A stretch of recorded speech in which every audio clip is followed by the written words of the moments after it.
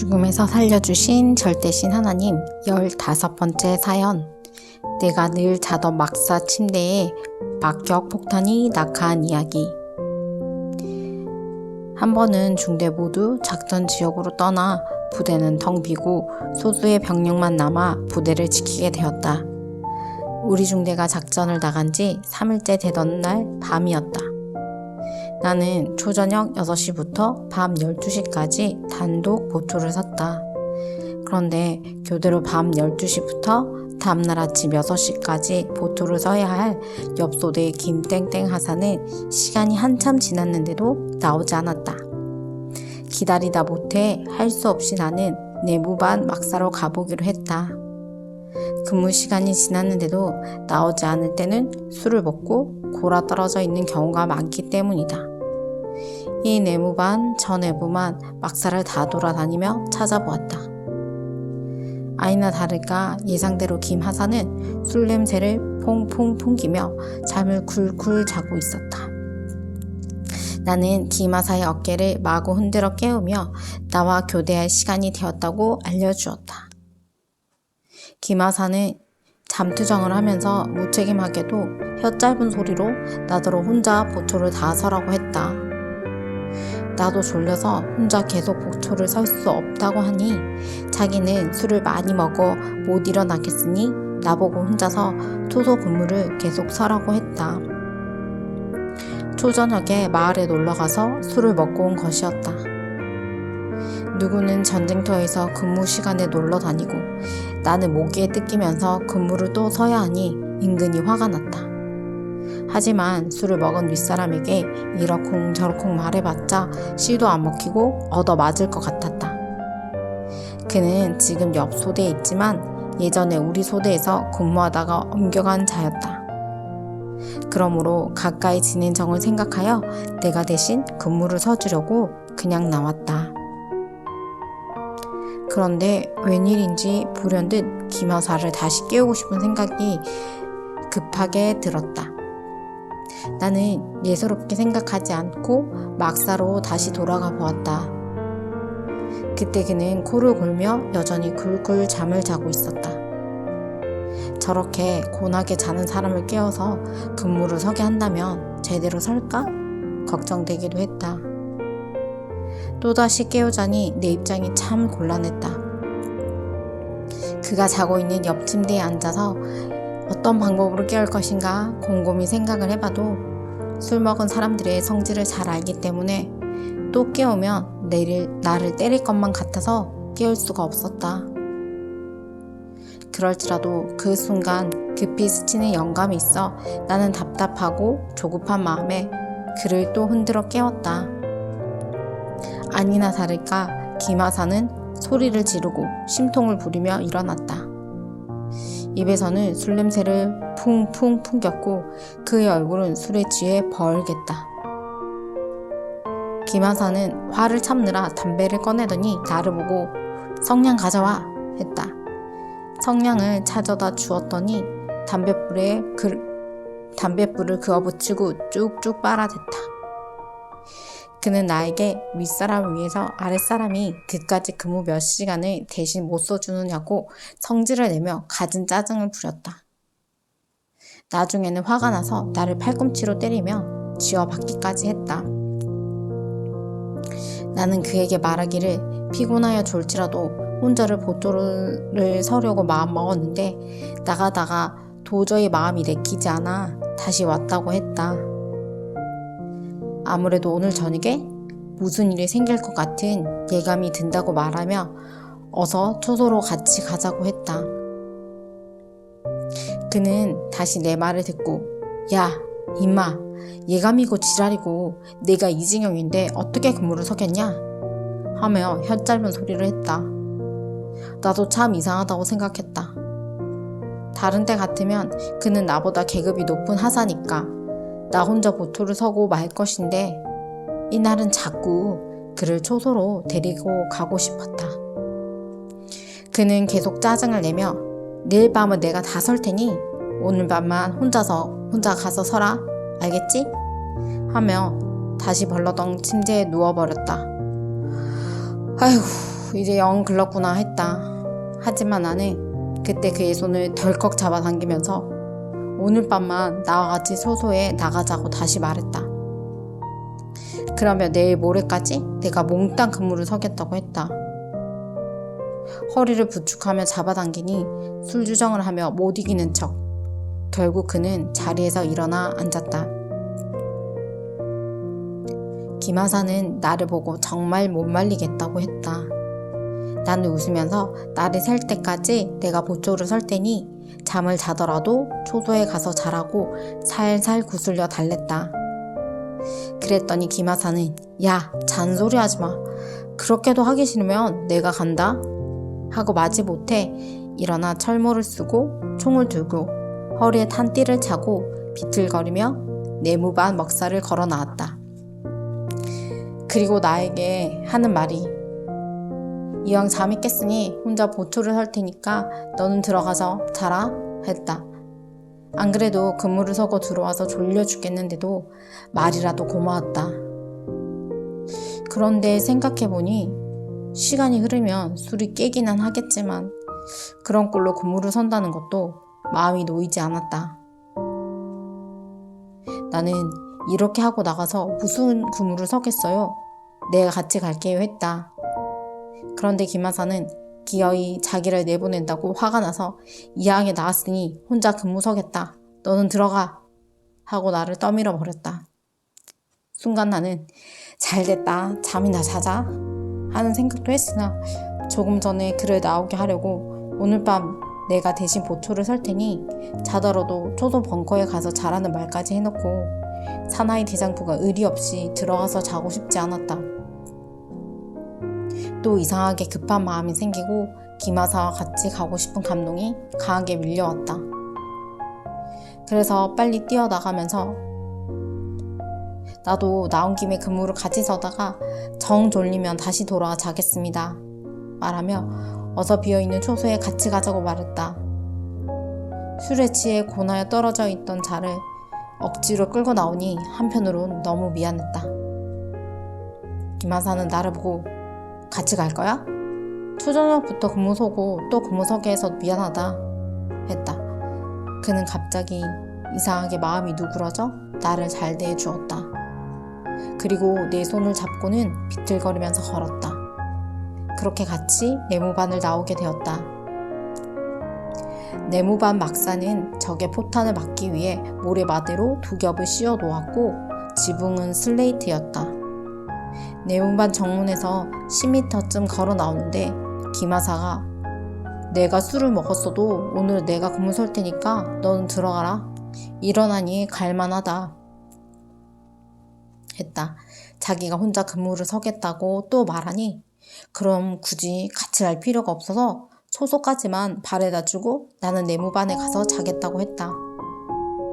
이 같은 말을 주고받으며 김하사와 내가 몇 발자국 더 옮겨 막사에서 12에서 13m가량 걸어 나왔다. 그 순간 꽝!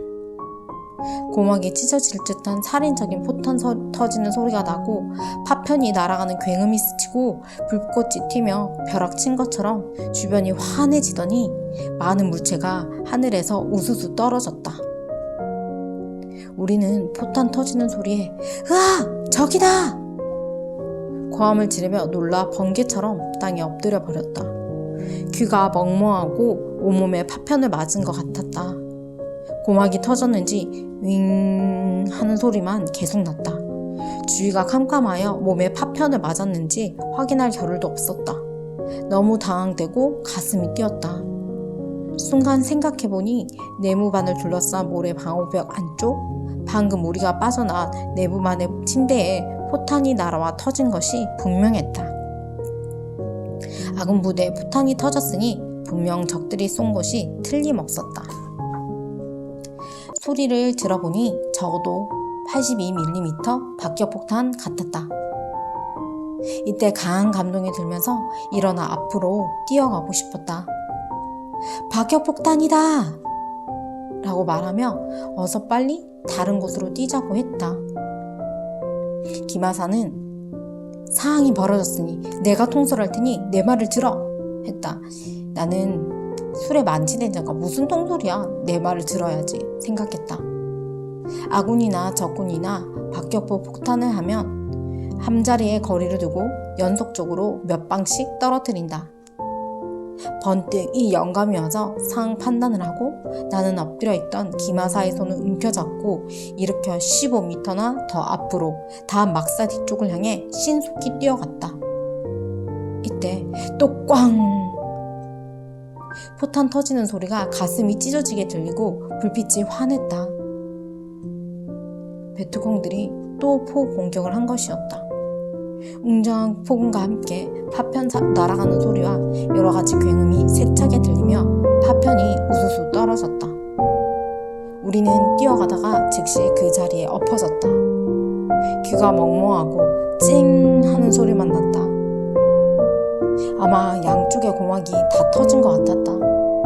모래따랑에 납작 엎드려서 순간 어이할 줄을 몰랐다. 정신이 가물가물하여 아무래도 이번에는 포탄 파편이 몸에 맞은 것 같았다. 칠흑 같은 밤이라 몸에서 피가 흐르는지 땀이 흐르는지 확인할 수 없었다. 방금 전까지 우리가 엎드려 있었던 그 자리에 또 포탄이 날아와 터진 것이었다. 아까 그 자리에서 피하지 않았으면 분명 포탄에 맞아 죽었을 것이다.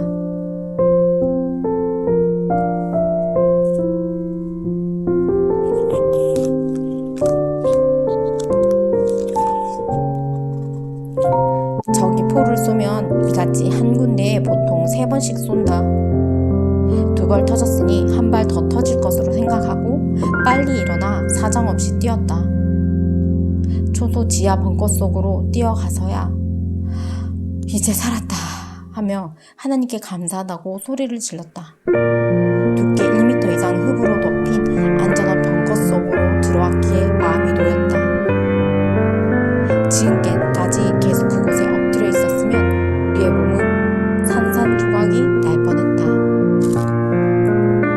다행히 2발의 박격폭탄을 피하고 초소 벙커에 들어와서 숨을 쉬고 있으니 그래도 목숨은 살았구나 생각하며 감사했다.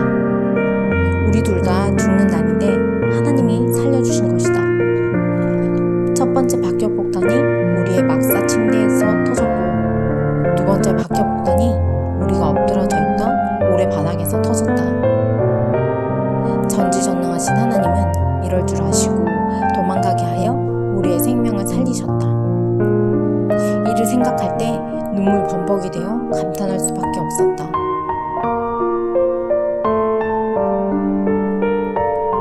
이날 밤 아군진지 이곳 저곳에 적들의 포탄이 마구 떨어졌다. 김하사는 그제야 정신이 돌아왔는지 술주정에 혀짧은 소리는 사라지고 숨을 몰아쉬며 나보고 다친 곳이 없느냐고 했다.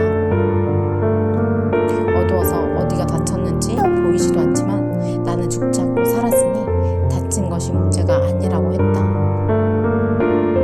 바로 조금 전까지만 해도 술에 취해 혀짧은 소리를 하던 그는 초긴장하여 나보다 더 정신이 멀쩡했다. 우리는 몸에 파편을 맞았는지 플래시를 밝혀 비추며 서로 등을 확인해보고 온몸을 살펴보았지만 포탄 파편 하나 맞지 않았다. 다행히 피가 나는 것도 없었다. 우리는 안도의 한숨을 몰아쉬며 일단 죽음을 피하여 무사일생으로 살았다고 좋아했다. 2번이나 적의 폭탄을 받고 죽을 뻔한 밤이었다. 어느 때는 극한 어려움이 2번이나 걷어먹기도 한다. 이날 밤에도 적들이 쓴 첫 포탄은 기마사와 내가 메무바 막사에서 나오고 20초쯤 후에 바로 우리가 거처하는 막사 침대에 떨어졌고 그 후 20초쯤 지나 둘이 엎드려서 피했던 장소에 또 포탄이 떨어져 터졌다. 적들은 포 한 방을 쏘고 다시 흔들린 포를 바로 잡고 조준선을 맞추어 바로 또 한 발을 쏜 것이다. 이를 미리 아신 전능자 하나님과 성령님은 내 마음을 번개처럼 감독시켜 판단하게 하고 피하게 하셨던 것이다. 잠시만 지체했어도 포탄에 맞아 산산조각이나 죽을 몸이었는데 내 생명을 긍휼히 보시고 하룻밤에 2번이나 목숨을 구해주셨다. 하나님과 성령님의 행하심은 참으로 신기했다. 김하사가 술을 안 먹었으면 제 시간대로 근무를 서게 되니 근무 교대하고 내가 그 막사 침대에서 자다가 박격폭탄을 맞고 죽었을 것이다. 그래서 김하사에게 술을 먹게 하고 내게는 술 먹은 자를 끌고 나오게 하여 둘 다 살게 역사하신 것이었다. 서로 짜고 한 것 같이 신기하고 신비하게 역사하셔서 둘 다 살게 됐다. 김하사도 평소 술을 잘 안 먹는데 그날 술을 먹었다고 그 후에 내게 말했다. 그는 나와 친하게 지내던 하사였다. 하나님이 우리를 살려주셨다라고 김하사에게 말했더니 그도 맞다고 시인하였다. 그러면서 자기도 하나님을 믿겠다고 하였다. 참으로 절대신이 행하신 일이다. 사람으로서는 행할 수 없는 일이다. 반드시 내가 죽었든지 김하사가 죽었든지 둘 중 하나는 죽는 밤이었다. 하나님과 성령님이 이같이 감동시키면서 여건을 틀어 행하셨기에 모두 살았다. 1000번 만번을 생각해봐도 사람이 어떻게 행할 수 없는 처지였다. 하나님과 성령님이 감동시켜 둘을 묶어 막사에서 나오게 하여 그날 밤 죽음의 세계에서 꺼내주신 것이다. 무소부재의 삼위일체 하나님, 성령님, 성자는 절대 신이시다. 그 절대신 하나님이 지금도 시대에 사명을 주고 말씀을 주어 새로운 역사를 펴게 하신다. 박격폭탄이 우리가 누웠던 침대에 꽂혀 터짐으로 인해 방호벽은 무너졌고 막사하는 아수라장이 되었다. 그 침대에 드러누워 있었으면 박격폭탄이 배를 뚫고 침대로 들어가 몸은 산산조각이나 흩어졌을 것이다. 생명을 죽음에서 살리신 자는 역시 전능하신 하나님이셨다. 김하사가 술을 먹음으로 인해 하나님은 내 상황이 달라지게 하여 살려주신 것이다. 내가 보초를 서고 나서 술 먹은 자가 다음 보초를 설 수 없어 내가 같이 나가 근무하게 되므로 우리 둘 다 산 것이다. 이는 전지전능하신 하나님만이 행할 수 있는 방법이었다. 이 사연을 통해 볼 때 모든 것에는 우연이 없다. 하나님의 계획이다. 하나님은 전지전능하시니 미리 아시고 항상 모든 일을 미리 행하신다. 또 하나님은 필요한 대로 쓰고 행하신다. 그러므로 누구든지 항상 원망보다 사랑으로 대해주고 행해야 됨을 깨달았다. 상대가 어떠할지라도 할 수 있는 대로 상대를 좋게 대해주며 원망 없이 서로 죽을 곳에서도 살게 된다. 잘못하면 무지 속에서 상극하여 서로 죽게 된다. 상대를 살려야 자기도 산다.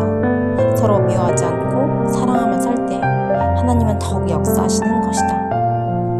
전지전능하신 하나님은 이날 밤에 둘 다 살리려고 이같이 한 명도 막사에 있지 못하게 상황을 만드셨다. 서로 말을 주고받다가 기어이 끌고 나오게 하셨다. 막사에 있는 것을 견딜 수 없게 성령님은 감동시키셨고 하나님은 이같이 행하게 이끄신 것이다. 하나님이 행하신 일은 겪고 난 후에 확실히 알게 된다. 참으로 오묘하고 신기하고 신비하였다. 누가 이렇게 하나님이 행하신다는 것을 알 수가 있겠느냐? 그 하나님은 지금도 그때그때 합당한 방법으로 죽음에서 구해주신다. 하나님의 방법만이 생명을 죽음에서 살릴 수 있다. 이와 같이 하나님은 성령과 함께 여건을 들어 지구상 생명들을 죽음에서 살려주시고 민족도 세계도 여건을 틀어 인도하심을 깨달아야 한다. 나를 통해서 모든 사람들을 깨닫게 하고 모든 사람들이 죽을 고비에서 산 것을 통해서 하나님의 행하심을 깨닫게 하신다. 죽을 뻔했던 사건뿐만 아니라 사업하는 가운데 혹은 인생을 사는 동안 어려운 환난과 고통 중에서 이같이 해결해 주시는 하나님이심을 절실히 깨닫고 전지전능하신 하나님을 믿고 사랑하며 사는 것이 인생의 본보기다. 이를 깨닫고 대하는 자에게 하나님은 더욱 함께 하시고 앞으로도 죽음에서 더 살려주고 싶으실 것이다. 네모반 막사 침대에서 죽을 고비 한 번, 초소로 가는 길에 죽을 고비 또 한 번, 이렇게 2번이나 죽을 고비를 넘기게 해주셨다. 사람들은 신이 뭐하냐고 말들 하지만 신은 생명을 살리는데 적극적이시고 자기를 믿고 사랑하는 자들을 잘되게 하는데 적극적이시고 영원하신 세계에 살도록 하는데 적극적이시다. 이를 절대 믿고 행해야 삼위의 존재성을 더욱 확실히 알게 되는 것이다. 이날 밤은 죽을 고비에서 나를 2번 살려주신 밤이다. 침대에서 둘 다 1, 2분만 더 있었으며 박격 폭탄을 맞고 죽었다. 또 막사에서 나와 걸어 나가다가 엎어진 자리에서 빨리 이동을 안 했으면 그 자리에서 둘 다 죽었다. 전지전능하신 하나님과 성령님과 성자, 절대신 삼위일체는 예수님과 같이 모든 방법을 총동원하여 나와 전우를 살려주셨다. 그리하여 하룻밤에 2번의 고비, 죽을 고비에서 살게 된 것이다. 이 글을 쓰면서 이 일을 하나님이 하신 것이 확실하다고 말하니 그러하다 하셨다. 이래서 전지전능하신 하나님이시구나 하고 안 믿을 수가 없다. 내가 이 사실을 겪었으니 내가 쓰지 않으면 누가 쓰겠느냐. 모두 읽고 각자 처지는 다르지만 전능하신 하나님, 성령님, 성자가 죽음에서 살려주신 것을 절실히 깨닫기 바란다. 그리고 삼위를 사랑하며 믿고 살아서 육신도 잘되고 영혼도 천국에 가서 영원히 살기를 바란다. 아멘.